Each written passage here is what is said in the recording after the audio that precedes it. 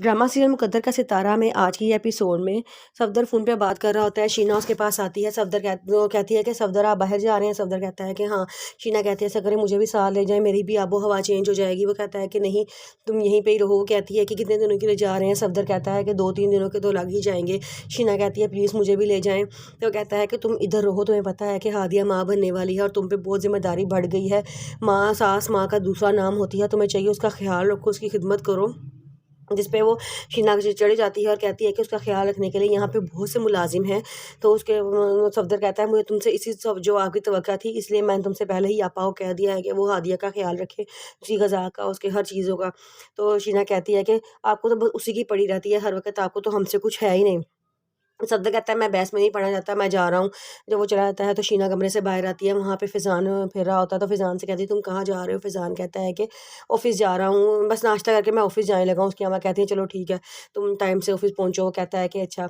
और जब कमरे में जाता है वहाँ हादिया खड़ी होती है। हादिया उसके सामने आती है। तो वो कहता है कि मैंने तुम्हें कितनी बार मना किया है मेरे सामने ना आया करो, तुम जब जब मेरे सामने आती हो तुम्हारा बेवफा रवैया मेरे सामने आ जाता है। मैं तुम मेरे सामने ना आया करो, मुझे तकलीफ़ होती है तुम्हें देख के। वो कहती है कि अच्छा तो गलती तो आपसे भी हुई है, मुझे बताएं रिमशा किस खुशी में जो है हमारे पीछे इस्लामाबाद आई थी और आप मीटिंग का कह के मीटिंग के बहाने उनसे मिलते भी रहे हैं, ये तो कोई बात ना हुई। तो वो कहता है कि हाँ तो तुम कौन होती हो मुझे पूछने वाली, मेरी बात सुनो, गलती हम दोनों से हुई है, हम दोनों से गुनाह हुआ है, लेकिन सज़ा भी हम दोनों को ही मिलनी चाहिए। सज़ा सिर्फ मुझे ही अकेले को क्यों, बूझ सिर्फ मुझसे ही क्यों होगी, तुमसे कोई क्यों नहीं पूछता, तुम्हें क्यों नहीं सज़ा मिलेगी? तुमने भी तो अफेयर चलाया है ना राजी के साथ। मैं खामोश रहा। मेरी बात सुनो, जिस तरह चल रहा है ना इस तरह चलने दो और मेरे सामने ना आया करो। तुम्हारी शक्ल देख के मुझे गुस्सा आ जाता है, तुम दूर दूर रहो और ऐसे ही रहो जैसे सबको लगे कि हम आपस में बहुत खुश हैं। ये सारी बातें सुन के हादिया बिल्कुल चुप कर जाती है, उसकी आंखों में आंसू आते हैं लेकिन वो कुछ नहीं कहती और वहाँ से चली जाती है। फैज़ान राजी के ऑफिस में जाता है और वहाँ जाकर कहता है कि मेरी बात सुनो, तुम हादिया से दूर रहा करो, तुम्हें कोई फ़र्क नहीं पड़ना चाहिए मैं किसके साथ होता हूँ किसके साथ नहीं होता, ये तुम्हारा मसला नहीं है और मैं जैसा मर्ज़ी हादिया के साथ सलूक करूँ, तुम कौन होते हो पूछने वाले? तो वो कहता है कि मैं कौन होता हूँ पूछने वाला, मैं तुम्हारे घर का एक फ़र्द हूँ।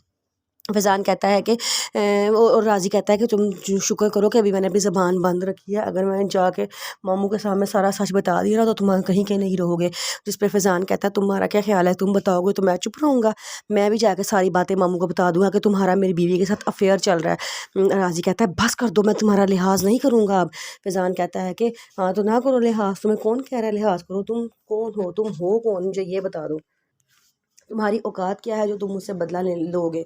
तो राज़ी कहता है कि फ़िलहाल मैं चुप हो गया हूँ क्योंकि यहाँ सारे मामू के लोग हैं और मामू के रेफरेंस से मुझे जानते हैं, लेकिन अगर तुमने अपनी ज़बान बंद ना की तो मुझे मुँह बोलना पड़ेगा और अपनी हरकतों से बाज आ जाओ।